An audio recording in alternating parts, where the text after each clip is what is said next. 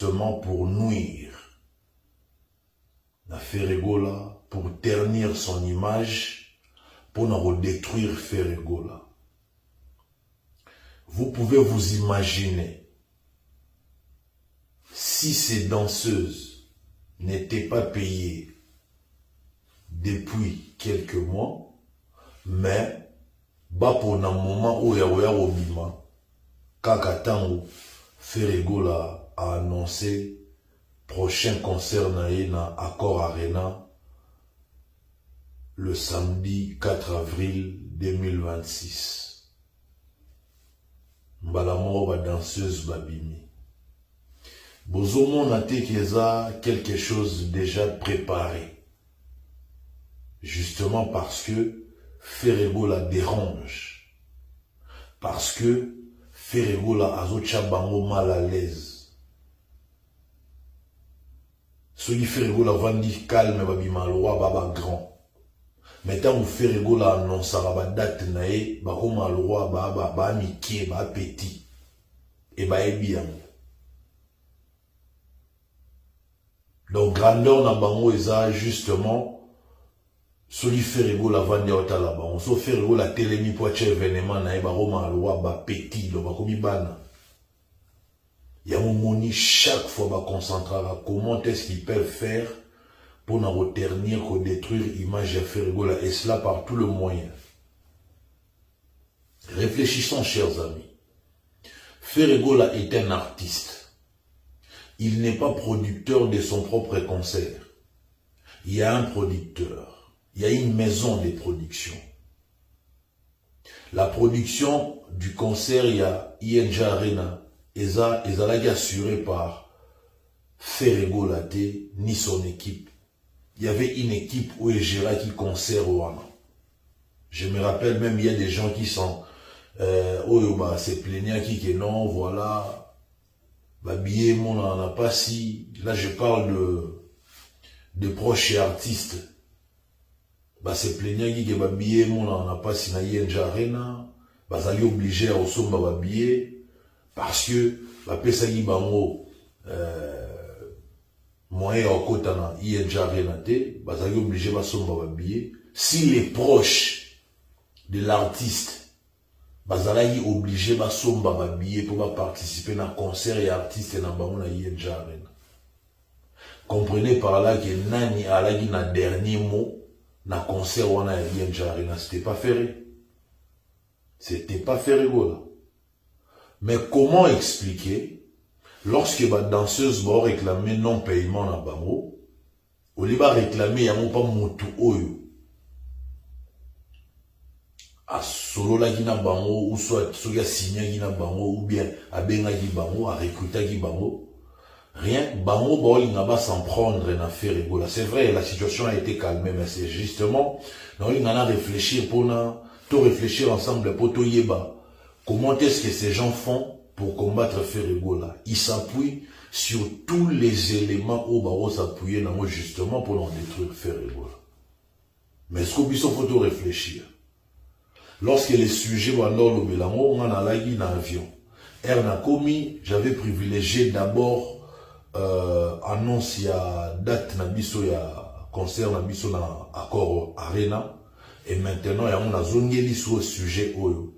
Justement pour Nathalie Sabino que tant on a l'obagé Ferregola na bakomba, tant on a l'obagé Ferregola donc lui, soba bundisi était ba bien te, ezara victimisation te, ezara pe kolela te, ezara to dénoncer et puis non il y en a même nos preuves parce que moi je me sers toujours de ce genre d'éléments, ezara la preuve pour mon mona, bakomba ya Ferregola débat tout baza ko accentuer en ba préparer en donc tout ce qui arrive à Ferregola en termes de combat, il a déjà prémédité, préparé. Depuis. Mais pourquoi ils les font? Ils les font justement parce que les savoir-faire de Ferregola dérangent. Les succès de Ferregola dérangent. Bango atabache ba obeta na lola. So Ferregola cheka ki na obeta na nga place boy. Ça dit batu tout ba komi concentrer place au Ferregola obeta. Batu wana ba koma même na niveau ya obosa na ke bango ba obeta na lola. Donc ça dit jour ba lo ba Ferregola obeta concert moko boy na enfer. na bateau batia concert na bango na lola ba ko mal à l'aise ba za obligé ba concentrer concert au faire la chaîne en faire donc bango ato pesi bango lola mais tant que batie muto faire la na CT baza le roi ba mona roi baza heureux te baza bien te. Ce sont des gens qui rêvent qu'il faut batia muto ya faire la na C parce que bango kazondie que so faire la Moutoune quoi inacé, ne bango, baromisko na succès absolu quoi. Donc ça veut dire succès na bango commis incontestable.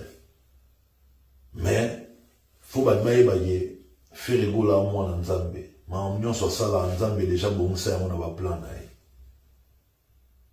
Donc c'est si qu'a fait rigola au bêta et ça bango passe.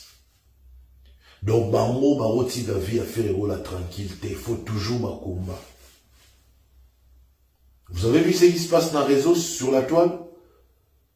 Donc, les gens s'attaquent, bah, détracteurs s'attaquent à faire rigola comme si faire rigola dans un producteur et à son propre concert, comme si faire rigola Moutou, à engager qui danseuse zouana. Non. Il y a une équipe où est sur la bango, bah, mon production, c'est à la production. Il y a Afuta Bango. Pourquoi vous voulez mêler Ferregola na Maramboa na Nyos? Dans ce zone, il faut qu'il y ait des sur la faille one way. Ce qui faille one way, il la accès na salle. Même si vous approchez artistes, bah obligé que battu soit sombre habillé. À combien plus forte raison qu'on fout à ma danseuse? Parce que bon bah une production. Donc ici, j'aimerais simplement vous dire que l'artiste est nié pour rien. Artiste était moutou, azango gérer bateau nyon sur la prestaki pour un concert il y a ING Arena. Pour un prestateur, les arabes danseurs té, danseuses té, c'est-à-dire tout ce qui va avec le bateau, ça la lumière, son, quoi installer podium, tout ça. Ce sont des prestataires. Est-ce que production foutaï bango ou pas? Sûrement va fouta maki. Mais pourquoi ma danseuse va fouta mité? Faut tout na faïwan, oui, faut tout na production. Ne venez pas poser la question à Ferregola parce que c'est pas Ferregola qui est censé payer bateau dans son prestaki. Ferregola a son propre groupe Ferregola. Bango va accompagner dans l'événement les restes, il faut voir ça avec le producteur. Mais puisqu'il s'agit ici de nuire à l'image de Ferré, puisqu'il s'agit ici de s'attaquer à Ferré, puisqu'il s'agit ici de détruire l'image de Ferré, il y a mon moni,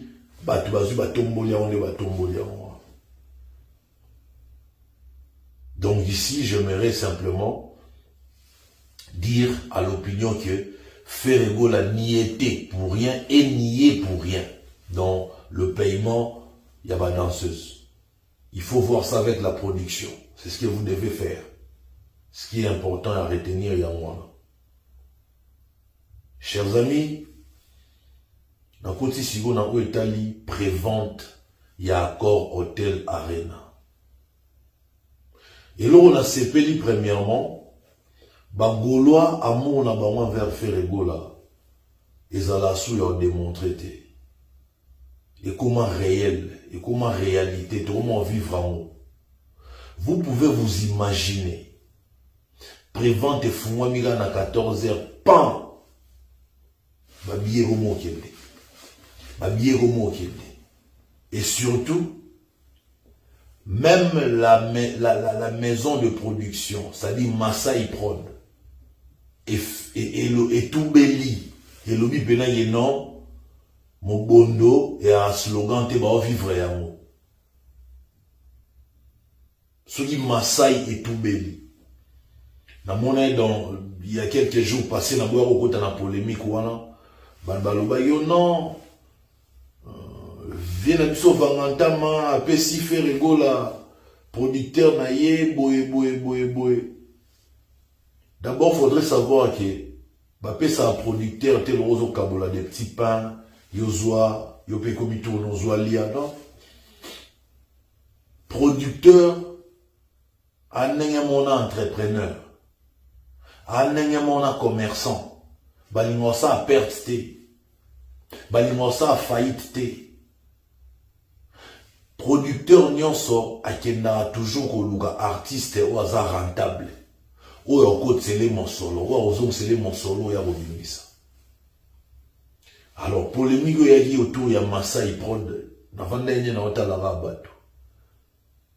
Bato miso maboma, baki olobo non. Eza vient na biso vanganta mamuta CD producteur na non. Producteur à la place Maye Chola. Producteur à la place où il se retrouver. Et aujourd'hui, c'est un secret de polichinelle. Bah, tout capacité, il y a rentabilité à faire rigola. En termes d'événements. Faire rigola est plus rentable que n'importe quel artiste. Rentabilité à l'événement à faire rigola, il y a trop. Et bah, rentabilité à faire rigola, sur base, il y a quelconque soutien te batubaye basobi babiller en groupe faire rigoler la rentabilité n'est la rentabilité naturelle, c'est-à-dire les gens achètent les billets et puis babiller pédé longwa bo monde titoro mana niveau Masai Prod à tout beli non mobondo poison vivre réalité na prévente kaka vente et kofungoma le 9 décembre mais déjà na prévente. C'est-à-dire, Masai Prod à l'Eli. À mon niveau, bagolo, basomba, babillet. Donc pour moi, je ne viendrai pas vers vous pour vous dire, on va jouer double accord Hotel Arena, triple accord Hotel Arena. Non. Non. On continue, oui, ça nous a bosomba, babillet. Deuxième date, il y a naturellement, force à monter. Et surtout, biso, to sengi aide na gouvernement, à somber la biso, billet à Bercy. Il y a ex-Bercy, actuel accord Arena. To sengi na gouvernement, somber la biso, billet. Boulot, s'assumer, somba, billet, momoko. Et puis, boulot, capable de représenter, billet, na bango. Et ça, le roi Batumisu sous babillé et son maman, oui, mais présentant mon babillé, pas présentant nulle part. Vous allez comprendre que non, babillé, on est son maman, il n'a pas n'engé moroboé, puis n'a pas n'engé moroboé, pour n'a pas calcul moroboé. Mais il y a pas gaulois, au sens où il y a billet longoué, ça dit, plan à ça les démontrer. Billet longoué, plan à ça les démontrer. Ici, nous n'allons pas céder dans la spéculation. Ba spéculateur nyonso bo continuer musala bino bo continuer o bo mesana osala, c'est-à-dire ko bundisa faire gola ko luga reternir image na ye ba projet nyonso faire gola bino fo bo détruire yango bo bunda non de bo bunda mais bo longa te parce que celui déjà nzamba tshelo boro na ye ata ou matia tokiti loko et changer zate. La différence entre les autres faire gola ça a succès moro naturel et à succès à forcing. Ferregola ne force rien. Il mérite là où il est. Il mérite voir plus que ça. Mais, normal, sans forcing, sans se précipiter. Parce qu'il ne faudrait pas confondre la vitesse et la précipitation. Batumisu bawa salwa qui est la vitesse, nous avons la précipitation. Les vitesse, les années baza la précipitation. Mais Ferregola n'est pas dans la précipitation. Il y a la vitesse normale, juste. La vitesse requise. Donc, si aujourd'hui, il faut tout analyser la situation depuis annonce, il y a accord Arena et pas Ferregola. Comprenez par là que bateau nyonso bakosa na kombo ya Ferregola lelo boyo kasoni que Ferregola royema na français te Ferregola robeta concert na stade des martyrs te Ferregola kutu basala poto a kokate pour atondisa taza na bato te Ferregola kutu so automatique avion ayebani na yelisuste. Au fil du temps, Ferregola a eu à démontrer sa capacité à affronter Oignon Sobadbaloba, peut à démontrer à la face du monde qu'il est capable, qu'il est compétent dans son domaine. Les Lomutaro Loba Susu Azati. Et vous verrez que de l'autre côté, concernant Ferregola, ils changent de version à tout moment. Ils n'ont jamais gardé la même version. Bah changera la version à tout moment. Il y a un moment où il y a une phase, il y a une version, on va changer. Ferregola, au retour de sa stade des martyrs, il y a un fan. Son petit frère, lui, quand même, il avait osé. Ferregola sali débordement, marée humaine, dans le stade des martyrs, va changer le langage. Tolongwe sigo na comparaison à Congo, toke na poto, Ferregola na sali ni en bêta au kokate. Ferregola bandio longo la salle. Aujourd'hui, on vient nous parler maintenant, il faut obéir à concert et Sikaboué. Il faut obéir à concert et Sikaboué. Raison pour laquelle na bana bateau. Ferregola sala maramute pour la X to Y. Ferregola yon sala maramata na ending à prévoir. Donc, si vous avez accord Arena, il avait déjà prévu ça, il y a accord Arena en 2026. Il y a quelque part, na coin ya mutu nae, na coin mou ya cerveau nae. C'était déjà préparé, parce qu'il y a ça la mambo à préparer. Et au moment où je vous parle, quelque part, na coin moussou ya cerveau nae, na coin moussou ya mutu nae, déjà programme, il y a Paris la Défense Arena, et ça déjà. Quelque part, dans le coin des sous, il y a mon programme, il y a ma Parc de Prince, Parc de Prince, pardon, Stade de France, et ça déjà. Mais lui, il a annoncé la date est belle, il a annoncé après moko, c'est sa façon de faire, c'est sa philosophie, et ça idéologie.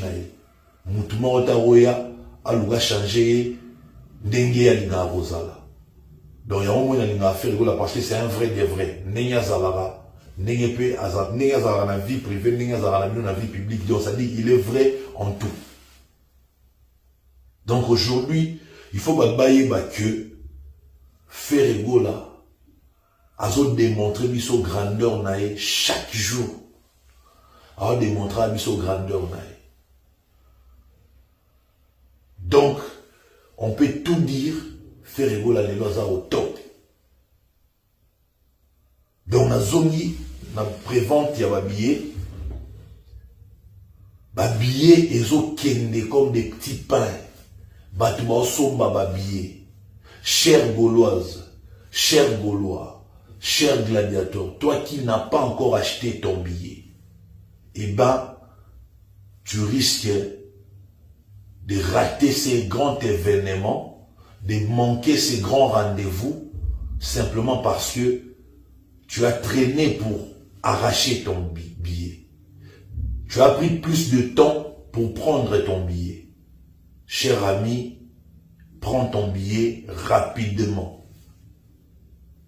Parce que bientôt la salle va afficher sold out et rien ne confirme que l'artiste a l'intention de prendre la deuxième date. Parce que il faut d'abord qu'on ait là aux billets à première date. Pour deuxième date, et qu'on y a, mais celui artiste a décidé, non a décidé. Parce que là, je vois sur la toile, double accord Arena, triple accord Arena, mais l'artiste ne s'est pas encore prononcé. Puisque l'artiste ne s'est pas encore prononcé, où est là dans l'omba, on voit déjà billet na yo. Zoa déjà billet na yo, mi vande la nango za la calme parce que la prévente madame na moni, na ndenge producteur à tout belli. En tout cas, je vous dis, on a retraîné après billetterie, ouverture, il y a billetterie officielle. Le 9 décembre, on a retraîné est allié. Je crains fort, avant fin décembre, ma billet non s'est épuisé. Et là, on craint vraiment. Alors, la ligne, ba opena ya solo ba linga affaire egola les padres ezala ba gauloise ba gaulois ba gladiateur ezala ba mélomane ya bonne musique. Tout ce que j'aimerais ici que bozala na concert wana vous participer tala ko linga affaire egola makasi moraté ce concert wana o linga affaire egola na o makasi moraté concert wana. Alors pour éviter raté concert wana, chers amis, beau kende na lombango, beau arraché déjà ba billet na bino. Prévente ici là, le 9 décembre, ouverture officielle de la billetterie. Donc, beau somba ba billet na bino na lombango. Il y a quelqu'un qui vient de me parler, ma configuration, tout ça. Chers amis, je pense que c'est pas important. Chaque fois, on va expliquer comment est-ce que salle va formuler. Salle va formuler progressivement. Éviter si achat un billet. Ne peut ça la salle. Et ça, la mouvement qui est tissou quand on fait un concert, on a une configuration, par exemple, il y a 15 000, il y a 20 000. Non. C'est-à-dire, on va formuler la salle progressivement. Et par ma place, progressivement. Donc, pour les milieux, la bino, bon, on n'a pas cité, vous n'avez qu'à voir, avec le temps, nini. Ma place, nion soit ici, là. Et puis, accord arena, il va afficher full.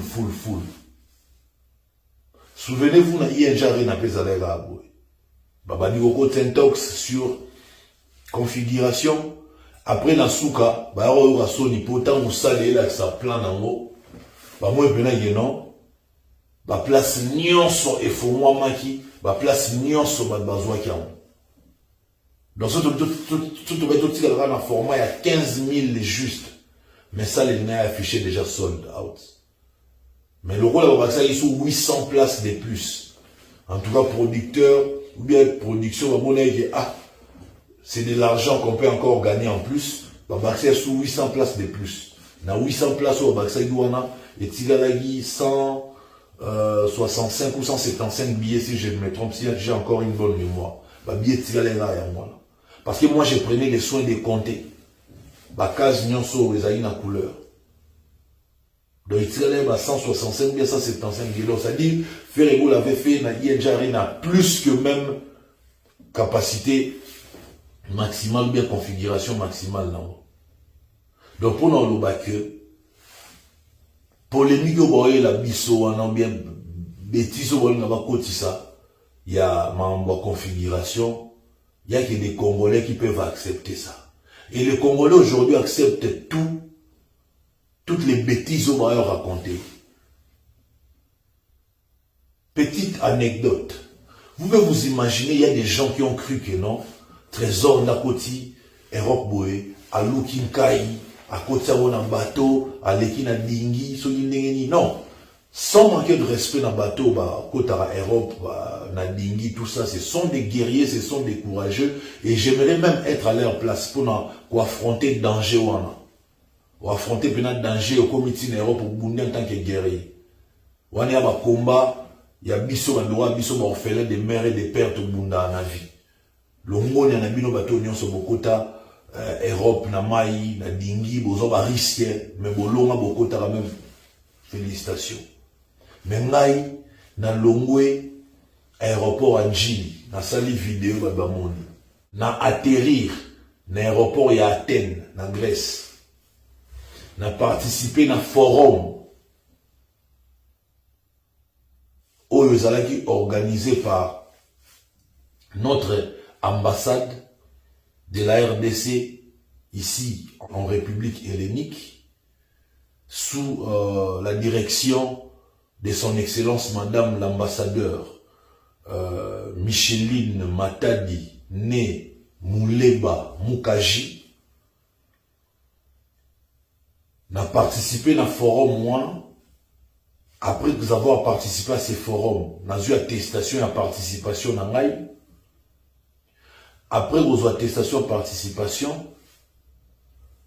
nous avons dit bon, na kota sukoyo, France na Belgique, comme prévu pour nous manière au lien na kota France na Belgique, mais le forum, ezalagi awa, forum économique Grèce RDC, et que Ferrego a été invité. Assez n'a accompagné les salaires qui n'ont atterri na Grèce na Athènes. Mais une fois forum on est Ferregola un jour avant, il y a Kotagina déjà Paris, nga le jour suivant, na landaki. Mais faut mon assurer ne bat pour spéculer, bat cause ça bat na réseaux sociaux. Babi na lekinzela bati ya ba Turquie, ba République tchèque, ba Slovaquie, ba Biélorussie, ba Russie, ba mboka ebele ba tangi wana. Donc la lekina ba nzela moko puis ba tout ba ndima. Pourtant, il y a une vidéo à la chaîne où on a démontré quand j'avais atterri dans l'aéroport Athènes, dans zone où sous l'aéroport Athènes pour na Côte d'Azur, Paris.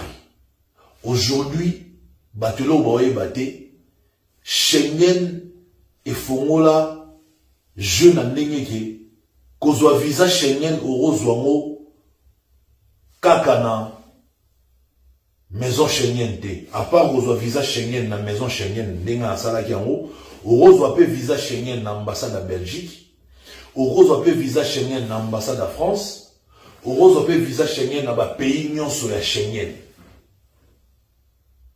Au quotidien, demande qu'on ose la visa Schengen. Si vous battez un complexe, soit on dit pour nos visa Schengen, il faut soit dans la maison Schengen, soit dans l'ambassade de Belgique ou de France. Non. Tous les pays Schengen vont payer sa visa Schengen. Et tant qu'on a visa Schengen, on a droit à sillonner autant dans le pays Schengen. Bah, si on tourne jamais, pas pour côté à Rosalani, bah, tout le monde m'a demandé une fois au brandir visa Schengen, une fois, ou la liste de visa Schengen, bah, du passeport, bah, boumbi, moutou, et sur le cas. Aucun contrôle. Et pendant la Belgique, na Roissy, Charles de Gaulle, na France, na Paris, ça dit, tant qu'on a visa Schengen, bon, l'examen, bah, mort. Parce que le visa Schengen est là, c'est que on a liberté, on a autant de pays où ils ont Schengen. Mais rien. J'ai vu des gens raconter des bêtises sur moi et les faibles d'esprit ont cru à cette bêtise. Comme quoi, trésor à l'équipe Anzela Maï à Makolo. Vous me voyez moi faire tous ces trajets-là? Nazana fait rigoler à un trajet ou à peut-être que nous avons un trajet, nous avons un côté poto, nous avons un effort, nous avons un mais nous avons un joueur de football. Allô, trésor, envoie la photocopie de ton passeport. J'envoie. Qui est dans la maison Schengen, mon amour, Bossalaboué. Na commun, na moni, moutona, et quand tu reviens, demain, il y a un document, boué. Bah, document, on a fait ça là déjà. Lobby n'a pas de document déjà. Bien conforme et légalisé na PECI. Vas-y, bah, ben, on a qui n'a 10 jours après, bah, ben, visé limite. Bon. N'a eu visa Schengen. Ah, aux visa Schengen. À l'oprise, n'a eu visa Schengen. Ah, aux visa Schengen, qui togo. Mais avant que tu à Paris, faut que tu maintenant na Athènes, en Grèce. Na Athènes, en Grèce. Ah, bien, forum économique Grèce RDC. Ben a participé, j'aimerais qu'il soit accompagné assistant Godefroy Mbembe, accompagné. Alors dites-moi, chers amis, l'isolo na bete bino na maambo bomoni na toile au baoko sabino. Vous ne trouvez pas que Internet est comme na lukuta moro makasi? Alors, si vous avez dit, maman, on a un internet, tout le monde a un téléphone, tout a une vidéo, un lobby, et ça passe si peu mawa. Combien de fois vous avez fait rigoler que Azas na mukanda na potote? Mais faire rigoler, on a un salaire, on a un voiture, on a l'air et tout. On a un bola, on a un belé. Combien de fois, lobby na bino awake, bengani fait rigoler na accord arrêt na boy dossier na ye, boy beta concert. Les mêmes reviennent aujourd'hui pour vous distraire dans ma configuration. Mais ce sont les mêmes hier. Au baloba et non, baboui, dossier, il y a fait rigoler un accord arrêt. Mamboubele, tu es avant. Tu es mamboubele bien avant. Mais comme, et comment, avant le bafos autorisation, il y a haute hiérarchie. C'est-à-dire, il y a fait rigoler. Soit autorisé, t'es kolobati. Yemou ayebi quand est-ce qu'il va annoncer la bonne nouvelle na ba gauloise, ba gaulois, ba gladiateur na ye. Yango to mo sala preuve ya silence, to zelati yemou à opé ça le go, après biso peut te informer bino. Mais ça fait très mal parfois, au yebi vérité, bon, on a moutou moro boye, à oko ça bat, tu peux bon landaye, bon nimaye. Voilà l'importance de la chaîne YouTube parce que à tout moment, je suis en communication avec vous. À tout moment, je peux vous donner des informations. Où est la source? À tout moment, je pose mon téléphone, je m'adresse à vous et vous avez l'information. Donc c'est très important. Chaîne où il faut battre là, il faut dire na ba gauloise, ba gaulois, ba gladiateur, ba mélomane, na bonne musique. Oh non, ba s'abonner à la chaîne. Il faut pas s'abonner massivement parce que c'est ici où je me sens très à l'aise. Vous avez décrié parfois passage na émission il y a Miguenyema, oh non, Azuta, ou l'autre là. Mais c'est ça maintenant, vous comprenez pourquoi il y a une émission. Parce que si il y a une émission et que chroniqueur a toutes nos questions, au beau répondre, quelque part, on a une image à ma baie, quelque part, il m'a respecté, il était et tous respecté, bateau, bon, la binoté, quelque part, il m'a dit, au boudé, na plateau, naïe. Voilà pourquoi je m'efforce à répondre, même contre ma volonté. Dans ça, l'effort à répondre. Mais vous verrez que après l'émission Miguenyema, sur l'émission de Joe Matope, ou l'émission de Blaison Wanga, il y a eu du changement. Parce que l'émission Moussous na Salaki Yamo, pour éviter de frustrer les chroniqueurs. Mais l'émission Moussous, je me suis vraiment imposé que non, il faut tout éviter la question, je ne vais pas en parler. Donc, ça dit, mon équipe, déjà, va solo, déjà, na chroniqueur, qui est, sujet, on a besoin, on ne parle que de Ferregola. Donc, vous allez vous en prendre à moi pour rien. Moi, je ne faisais que répondre là-bas. Question à journaliste. Na biso na nenga Congo, soro yozo boya, ma question journaliste, à un moment donné, il risque de se poser la question sur Erosani na plateau parce que ma question sera posée au Boudéa. Mais moi, je ne peux pas rester là, dans le bêta du solo, où ils ont passé déjà l'insistance à Syria. Non. C'était la première fois que les gars fauteuil. Et par respect pour la chroniqueur, j'ai répondu à ces questions, mais j'avais décidé que, puisqu'il y a des Gauloises, des Gaulois, des gladiateurs, des lobby, on ne parle plus de mon passé. Non, le là on va souster. Et binomoro ba gauloise ba gladiateur, boy ça fait ba chroniqueur nyonso ba roya mama. Qui se passé nanga to enterramo, to beta sous le son nangote, on ne parlera que de Ferregola et on parlera aussi de la politique parce que je suis en politique. Aujourd'hui, si l'élo n'a eu ma responsabilité étatique, je vois déjà Banan Baoza NSM. C'est clair que ma gauloise, ma gaulois, ma gladiateur Baoza NSM. Je ne parle même pas des papas Hervé, je parle beaucoup plus des fans Baoza NSM. On peut m'ambo balingara. N'est Fergo la fois à la protéger, mais au moins on a sous protection à Nicolo. Donc ça c'est clair. Donc désormais, bah y a une émission, n'a toléré tout le bakaka, Marambouya Fergo là. Et puis, si on va parler de moi, ils ont beaucoup plus dans anglais politique.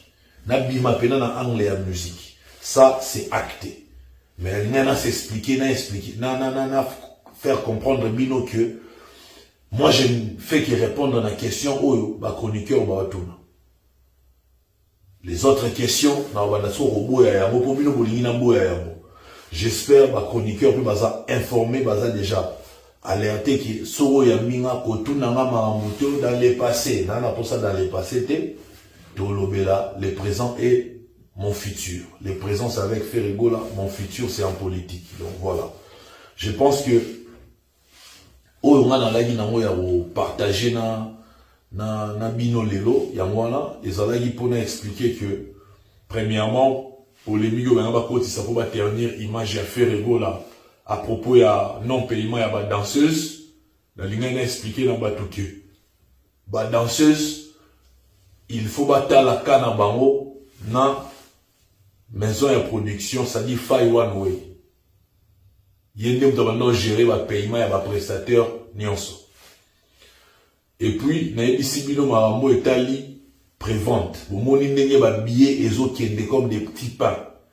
Que la maison de production Masai Prod bango moko ba moni pena réalité pe ba dimi. Ba publier pena mo bondo po ba moni pena que non ba longola ba billet. Ba billet pena été comme ba sepeli. Vente officielle et autres dans le 9 décembre. Yo aura été billet dans la prévente dans à l'après le 9 décembre. To bandi sigo compétition et achat à billets. Pour na biso resomba ba billet à Paris, pardon, il y a accord Arena, ils ont déjà le rôle la compétition au Bagolo, entre Bango, il y a challenge moi Bagolo. Nanya sombi billet, mutali bosso. Donc, il y a des somba, billet na bino bozo. Bon confirme, na ba bien bosso.